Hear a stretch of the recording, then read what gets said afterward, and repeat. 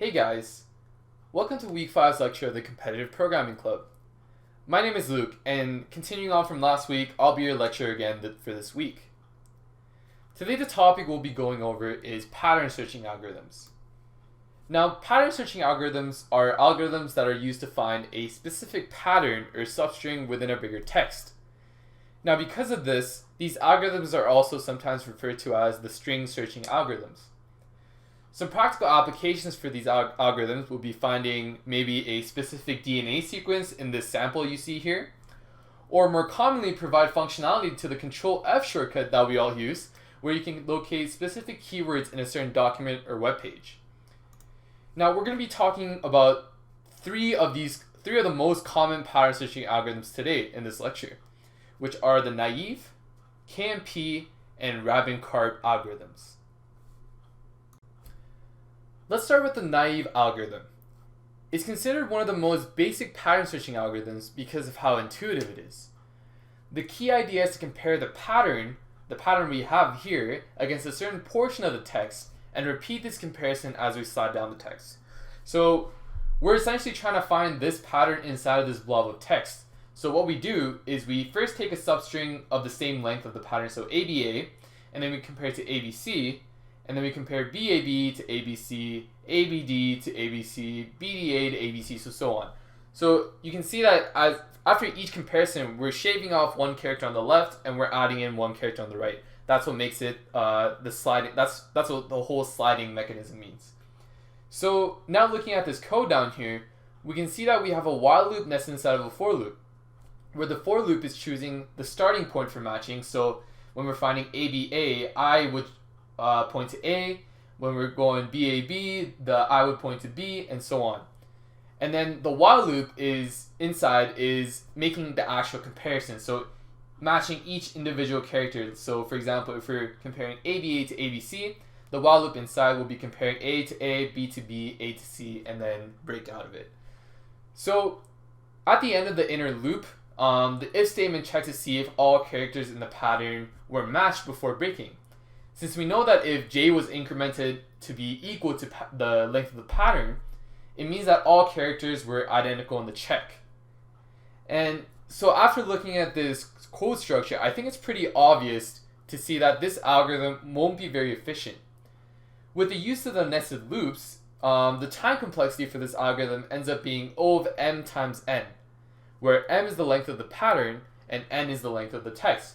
So those are the time complexities altogether for this inner loop.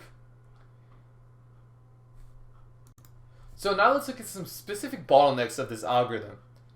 The first one is unnecessary backtracking. You can see in these two strings that the first 6 characters match up, where the last character fails the check. So from A to B, all the characters match up, and then we can see that G and M is where the matching fails. Now, regardless of the fact that we've already checked B, C, D, A, B, when the pattern is shifted to the right for its second check, we end up having to match these letters again.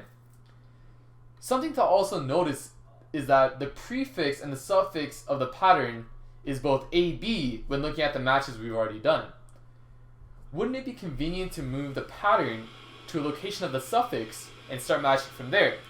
So what I mean by this is when we have ABCDAB and we know that these are matches, why don't we move this pattern, instead of going to BCDAB, why don't we move this pattern to ABGAA, since we know that the prefix and the suffix are the same?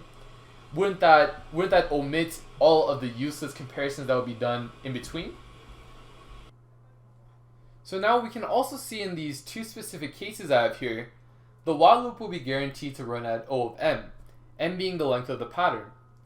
Since when you take the pattern and compare it to any substring, it'll compare almost every character in the pattern.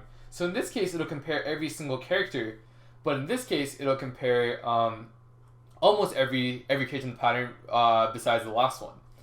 So just going back to the while loop, it's made to break whenever it finds a mismatch, but seeing that we won't have any mismatches or very many mismatches in these situations, we're always going to have an O of m time complexity. So the next two algorithms I'll be talking about are the more practical ones as they provide linear time complexities. But they'll be a bit more complicated to understand. Keep in mind that the two algorithms will be aiming to reduce the flaws that we've talked about. The first algorithm we're going to be starting with is the Knuth-Morris-Pratt algorithm, which is also known as the KMP algorithm. So this algorithm takes advantage of the characters that have already been matched. And whenever a mismatch occurs in this algorithm, it looks in the portion of the pattern that has already been matched for identical prefixes and suffixes to find the next location to start matching. And by doing this, we can achieve a linear time complexity. So looking at this example here, we have a similar example as we saw here, where every character matches until the last character. So we're assuming this is some substring of the text we're looking at, and this is the pattern that we are trying to find. We can see that the mismatch occurs between B and C, so we're taking a look at the substring that occurs before this mismatch. So we can see that ACA is a prefix that is also a suffix. So essentially what this algorithm is doing is it's trying to prevent the progress, or losing any progress that we've already made. So we can see that we've already made enough progress in order to reach this sort of mismatch. So what the algorithm is saying is that we shouldn't go all the way back to C and start matching. We just start matching from the point where the mismatch occurred. So what this is saying is that ACA is the last few letters before the mismatch happened, but these last few letters also exist in the start of the array. So why can't we just start mismatching after the prefix? So we know that the suffix exists, so that means the prefix also exists in this subarray that we're looking at here. So why don't we move this whole array to the location of the suffix instead of incrementing it by 1? And by doing this, we are removing the possibility of backtracking. So now you might be asking, but Luke, how will we find and check for the matches in the prefix and suffixes in the already matched component of the pattern? Because this sort of matched, quote-unquote matched substring is going to change for each sort of substring that we compare it against. So the answer is that we're going to be using something called a prefix-suffix table, and we're going to be creating it with our pattern. So now let's see how our prefix-suffix table is actually created for a given pattern. Okay, so now we're going to be going over how this prefix-suffix table is exactly made. So here I have the pattern that we saw earlier from the PowerPoint, and here we have some rules that we're going to be following as we iterate through this this pattern. So we're going to start out with 2 pointers, I and J, and we're going to be comparing the characters at that location. So the first comparison we make is A to C, and what happens is that we find that there's no match, right? So what happens is that we store 0 and then increment the J pointer. So just to take a second, what the things inside of the array mean is the length of the longest, or length of the prefix that matches. I'm making a lot of grammar mistakes here. Prefix that matches the suffix. So here, I'm going to explain more about this in a second as I do more increments. So now the characters we're comparing is A and A, and then what happens is that we're going to be storing I plus 1 as we see here. So I is right now 0, so we increment that by 1 and then store that, and then we're also going to increment I and J all at once. So let's take a pause here. Let's take a look at what these values are exactly signifying. So let me just undo these. Yeah, so just to take a look right now, so we're not going to be looking at anything else, but we're just going to look at this. So when there's a mismatch that occurs in this index, we're going to be going back and looking at this ACA, assuming that the pattern we're matching with is something like ACAD. So this is the substring of the text, and this is our pattern, right? So we find the mismatch between D and B. So we're going to be going back to ACA, our already matched sort of substring, and we're going to look at this index, and this index is going to tell us the longest prefix that we found that matches with the suffix. So we can see that the longest length prefix that matches with this suffix is length of 1. And you can see that's true because we have another A here of length of 1 that matches with the A of our suffix. So when we go to this number 1 location, this actually brings us to the location of where we need to continue our matching. So it's actually really convenient. So in addition to giving us the length of the prefix that matches the suffix as we see here, it also gives us the location of where we should start matching. So that's very convenient for us. Okay, so now we're going to continue iterating through our array and filling in the values that we're gonna be using. But before that, I forgot to mention a special rule, and that's when I does not equal 0 and there is no match, I goes to the value in I minus 1. So we're going to be seeing this when we make a comparison between C and B.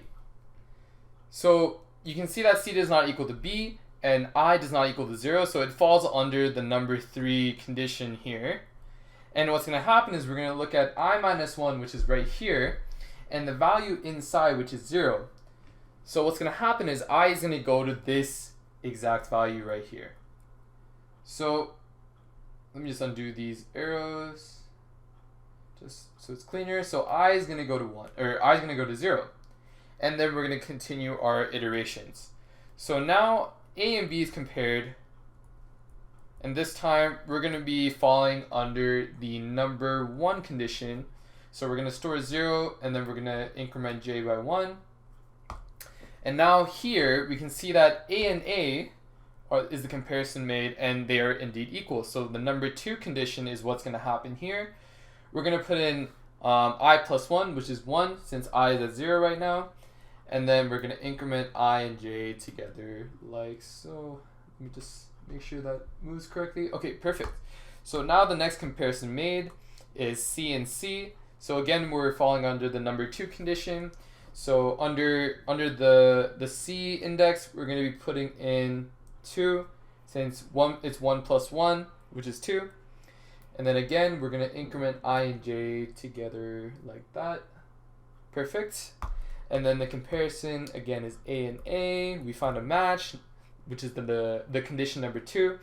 So again, we're going to put in number 3 because 2, which is the I, plus 1 is equal to 3. Again, we increment this entire thing like so. And then the comparison made is B and C. So we can see that B and C is a mismatch. So what's going to happen is we're going to go back and we're going to go through the condition number 3 right here. So we're going to look at I minus 1, which is, let me just erase these arrows again. I minus 1 is right here, and the value contained inside is number 1. So that means we're going to be moving I to number 1, like so. Perfect. And then what this is going to do is we're going to make another simple comparison, and it's going to be C and C.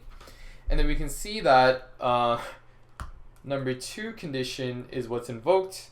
So we increment, or we store I plus 1, which is 2, and then increment I and j. We can see that j is out of bounds now, so we end our search. So we filled in all of our values now, so I'm just going to be taking the original example I had. So I put in A, C, A, B, A, C, A, and then let's say I just have D. So this is the text, and this is the pattern. We can see that the mismatch is happening right at this point between D and C. So again, we're looking at the 2 arrays here. Let me scroll down so we can do some more work.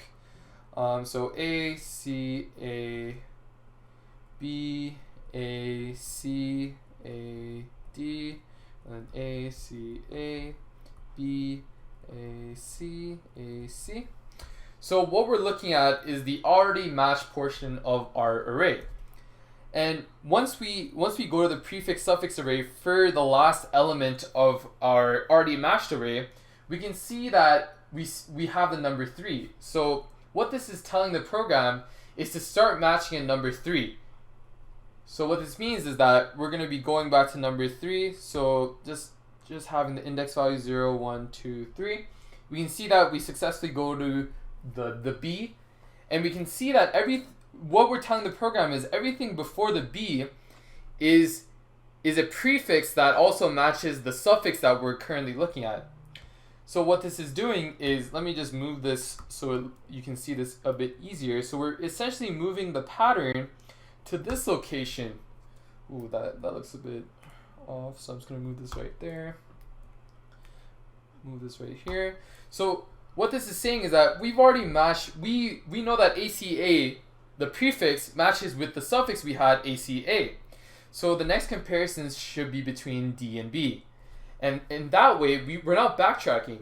Because let's say we were using the naive algorithm.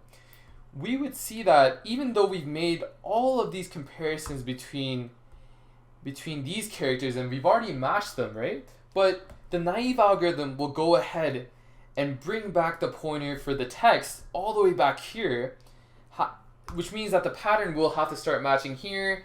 We find that there's no match. We increment that by 1, and then so we're doing redundant work. We're doing work that we shouldn't be doing. And by using this KMP prefix suffix array, what we're doing is we're going from this index of the text all the way to this index right away after the first search, which is omitting a whole bunch of instructions that we originally did not want to.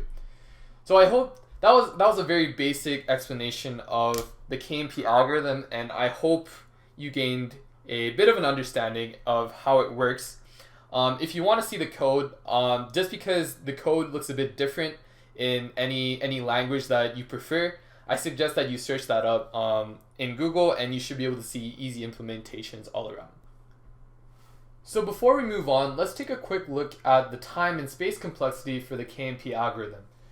So we can see here that building the prefix suffix table takes a time complexity of O of m and a space complexity of O of m, where m is the length of the pattern that we're looking at.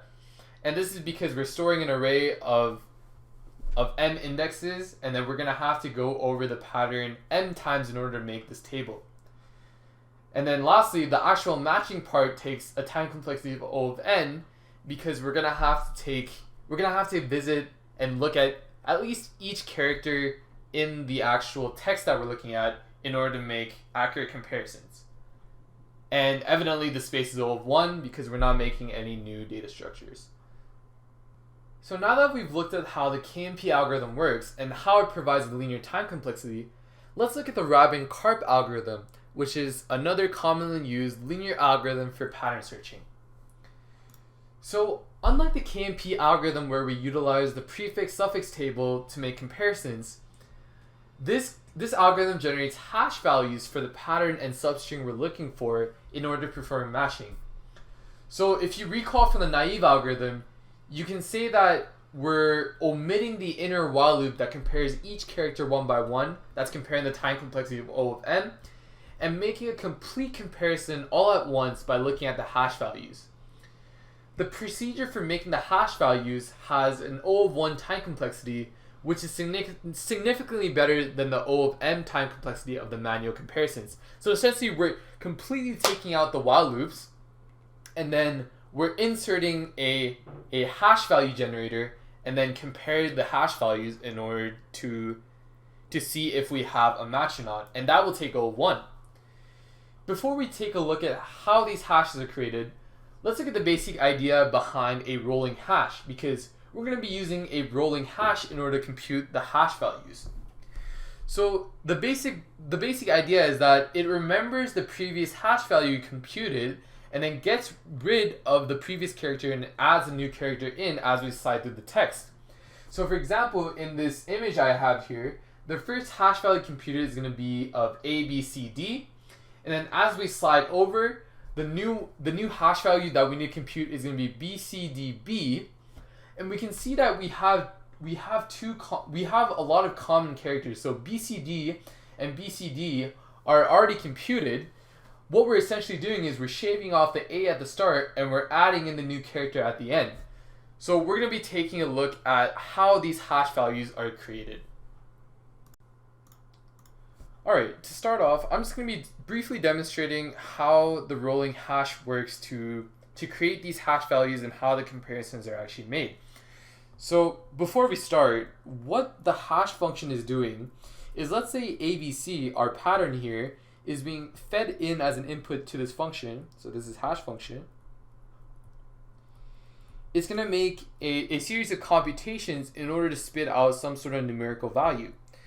So the hash function that I'm going to be demonstrating, let me go down a bit. The hash function I'm going to be demonstrating with is going to be just taking this legend over here on the right that I circled right here, and simply just adding the values together to gain the numbers. So for example, if I take my pattern and put it through my hash function, it is just going to be A, which is 1, B, which is 2, and then C, which is 3. So this is going to be equal to 6.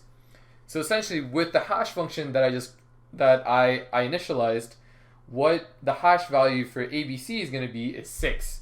So keep that in mind as I demonstrate what the rolling hash is going to look like. Let me just erase everything that I don't need anymore. Alright, so let's start. So before we even start, we're going to compute the hash value for the ABC, which we already did, so I'm just going to write down. And then now we're going to be looking at the first 3 characters of our text, which is ABD. The hash value is going to be A, which is 1, plus B, which is 2, and then D, which is 4, so this is going to be equal to 7. We compare the 2 hash values, 7 and 6, we can see that they aren't equal, so we won't have to make any comparisons, so we move on. So like any other, we're just going to be sliding down. We have BDA now, so B is equal to 2, D is equal to 4, A is equal to 1. This is also going to equal to 7, and we can see that 7 plus 6, or 7 does not equal to 6, so we're not going to make any comparisons. We move on. So next up, we have DAB, which is going to be 4 plus 1 plus 2, which is also going to be 7, so we're not going to be making the comparison again. Finally, when we reach ABC, we can see that we have a hash value of 6. We make the comparison between 6 and 6. We see that they're equal, so that's when we start making the comparison between the characters. So we make A and A, B and B, and C and C. And then we finally found the match. Now, so there's 2 things to realize here actually. One is that we only had to make the actual character comparisons once we found an identical hash value. But I think you also noticed that most of these hash values actually came to be added to be 7. So this was added to be 7, this was added to be 7, and this was added to be 7. So what if we had a pattern that had an addition of 7? So for example, EAA, because that would be 5 plus 1 plus 1, which is 7. And then we're going to have to, and then the program's going to tell us, oh, we have the same hash values for each of these situations. And then what's going to happen is we're going to have to make the comparisons that we did in the naive algorithm. So this means that this might actually end up being a time complexity of O of m times n. And we don't want that. That's something we were actually trying to avoid with these algorithms that we're introducing here. So the solution right now is to make a better hash function. You can see that the hash function we created was very basic because we were just simply taking values from here and we were adding it together. But that means there's opportunities for hash collisions, so that's something we want to avoid. So how do we avoid this? So what is a better hash function that we can use? So I'm going to be demonstrating the actual recommended hash function in order to do these rolling hashes by the Rabin-Karp algorithm. So what that is we're going to take P at 0 and then multiply that by 5 to the power of 2. And then, so let me just generalize that a bit. So m minus 1, and then we're going to do p at 1 times 5 to the power of m minus 2, and then p at 2 times 5 to the m minus 3.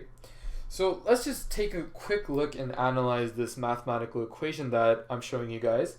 So p at 0 is essentially saying the value at the first character of the pattern, which is a. So this is going to be a, this is going to be b, and this is going to be c. We're going to be taking the same values that we used over here and putting them in. So this is going to be 1 times 5 to the m minus 1. This is going to be 2 times 5 to the m minus 2. And this is going to be 3 times 5. Or let me scroll down. Ooh, that almost went bad. So we do m minus 3. And then m here is going to be the length of pattern. So essentially what this is going to look like in the final form is it's going to be 1 times 5 to the power of 2, 2 times 5 to the power of 1, and then 3 times 5 to the power of 0. And with the addition of the 5 and then the powers, we can actually avoid a lot of hash collisions. And you might be wondering where this 5 is coming from, and this is actually from the number of characters in our sample space. You can see that I only have 5 characters in our sample space just for simplicity's sake, because I didn't want to write down all the possible characters that could appear. So technically we could have all the characters in the alphabet, we can have all uppercases, we can have all of the special characters, and we're gonna have to take that into account. So depending on what our sample space is, we're gonna have to change this value. I'm not sure what the exact number of ASCII characters are. I think it's something like 127. So we're gonna have to change this to 127 to the power of 2 and etc. So I think you get the idea by now. So let's try and use this hash function, this newly initialized hash function that we have, and try and get our values. So let me erase. Oh, not erase the equation. Erase, and then erase that. So this is the hash function we're going to be going over, and let's see what this looks like. So for first of all, we're going to have to get the hash value for our pattern. So let's try and get that. So we actually had that earlier, so I'm just going to rewrite that down. So it's going to be 5 times 5 to the power of 2, 1 times 5 to the power of 2, plus 2 times 5 to the power of 1, plus 3 times 5 to the power of 0. So this is going to be 1 times 25, so this is going to be 25 plus 10 plus 3. So this is eventually going to be a hash value of 38. So now we're going to be making the comparisons again, and we're going to be making the hash values.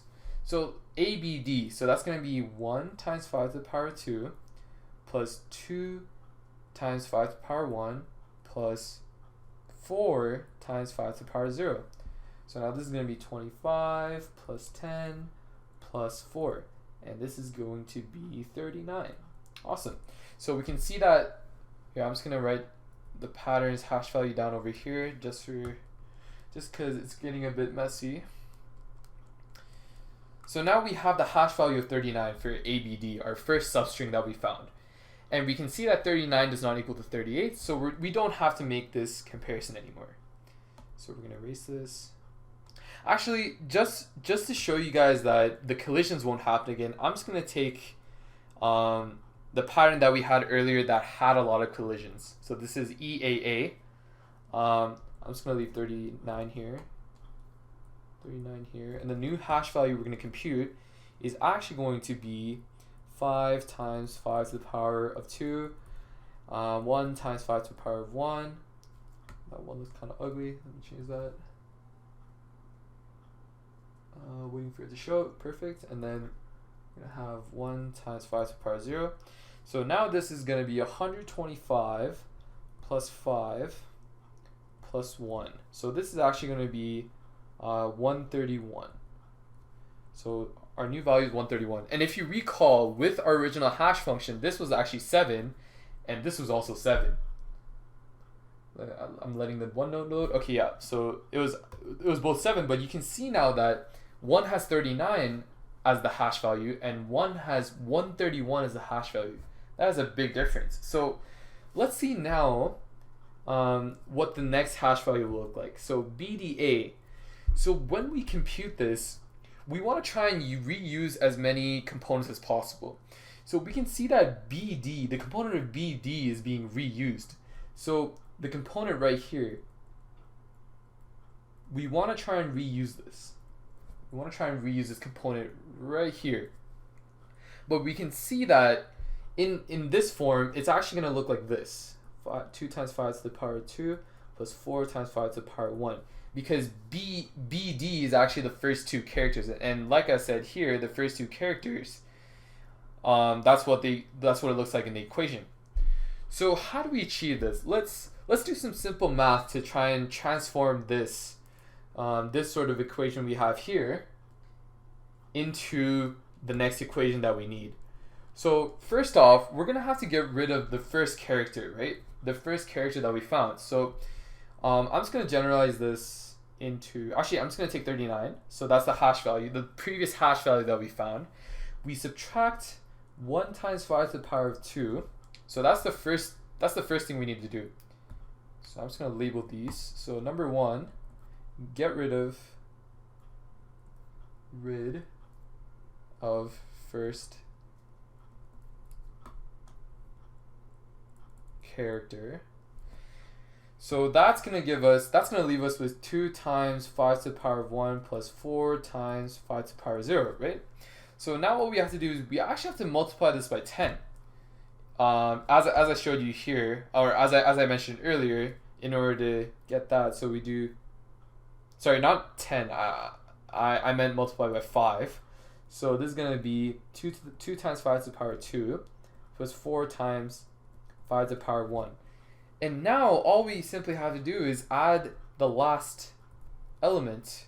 So the last element we're going to be adding is A, so it's going to be 1 times 5 to the power of 0. And we continuously go over through this process, and we'll see that we're going to be reusing as many values as possible, and this hash function will take a time complexity of O of 1. So let's continue through. I'm just going to erase everything like that, and let's continue through, because we saw that everything had a hash value of 7 earlier. So let's just confirm that we won't have any other hash collisions that we saw earlier. So now let's see. So BDA. Okay, so this is going to be 39 minus the first character that we're going to shave off, which is 1 times 5 to the power of 2. We multiply this by 5, and then we add the last character, which is going to be another A. So it's going to be 1 times 5 to the power of 0. So let's quickly compute this and see what we get. So we get 39 minus 1 times 5 to the power of 2 times 5 plus 1. So we get a hash value of 71, as long as it didn't do my math wrong. So let's hope I didn't do my math wrong. We compare 71 with 131, and we can see that there's no match. We move on. So let's just keep this up here. So next, we're going to be looking at DAB. Let me just erase everything. So we're going to take 71. We subtract the character we shaved off, which is B, so it's going to be 2 times 5 to the power of 2. We multiply this by 5, and then we subtract this, or not subtract, we add it by the new character we added on the end, which is B. So we're going to be doing 2 times 5 to the power of 0. Alright, let's do the math again. 71 minus 2 times 5 to the power of 2 times 5, and add it by 2. And looks like we get 107. And having 107 not equal to 131 once again, we make no comparisons with the actual characters, and then we move on.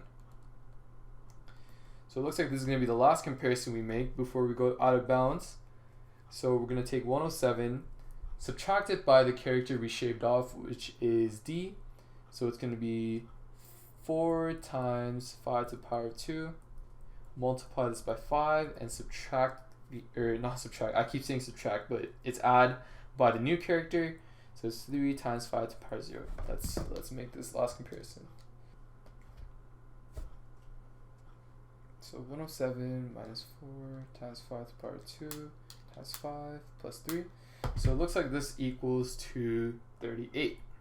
And 38 does not equal to 131. So we can see that these hash collisions did not happen. And just to make a last, here, I'm just going to add a EAA at the end and make some extra comparisons just to show you guys that the rolling hash does indeed work in the end. So let's make a couple of extra comparisons. So we have 38. We're going to be moving this over. I'm just going to speed up this process. So 38 minus 1 times 5 to the power of 2. We multiply this by 5, subtract it, or add it by 5 times 5 to the power of 0. 38 minus 5 squared times 5 plus 5. This is 70. So the new hash is 70. This is not equal, so we move over. So now we do, I'm just going to leave the 5 in front. So we do 70 minus 2 times 5 to the power of 2 since we took out the b. And then we add it by 1 times 5 to the power of 0. So let's see what this is now. 70 minus 2 times 5 to the power of 2 is 5. So this is 101. So again, 101 is not equal to 131, so we don't make the comparison. We go to our last one. So this is going to be 101 minus, what we took out is 3 times 5 to the power of 2, and then we're adding in another 1 times 5 to the power of 0. So the last comparison, we make 3 times 5 to the power of 2 times 5 plus 1. So perfect. We get the hash value of 131. It looks like our rolling hash stood correctly as we got to the last one. And we found that the hash values are the same, so we make the comparison between the characters, and we can see that each character matches, and we are given the match. So that was sort of what the Rabin-Karp algorithm uses with the rolling hashes and whatnot. So I hope you gained a better understanding for that. And let's finally take a look at a comparison between the two algorithms and when exactly should each algorithm be used. So for the Rabin-Karp algorithm, we can see that it uses O of 1 space. So being used in large text bodies, it will perform very well. And also, we want to try and avoid repetitive text. For example, if we had an input of ABC, ABC, ABC repeating, and the pattern we're searching for is ABC, we can see that the hash values will match up multiple times, leading to comparing the characters multiple times as well. And we want to try and avoid this because this time complexity might end up being O of m times n in these cases. On the other hand, for KMP algorithm, it uses more space, but it'll search extremely quickly for a certain sample space of characters. So for example, if we have DNA sequences where we have 4 to 5 characters that can occur, we can have multiple potential prefix-suffix matches, which leads to a very fast runtime. That concludes the presentation for this week. I hope you guys were able to gain some insight on how Control F works behind the scenes, and hopefully you guys decide to dig deeper into more pattern switching algorithms. The contest for this week will be posted shortly on our Discord, so make sure you sign up for that. And if you aren't in our Discord yet, please join through this link. Next meeting is actually going to be a CCPC overview. So CCPC is an abbreviation for Calgary Collegiate Programming Competition. So it's a programming competition that's being hosted by us, and it's going to be on Caddis. So I suggest you attend next week's meeting if you guys are interested in participating or are planning to. If you guys have any additional questions about CCPC or the content covered by the lecture today, please let us know in the Discord. Other than that, I hope you all have a great rest of your day. Thank you so much for listening.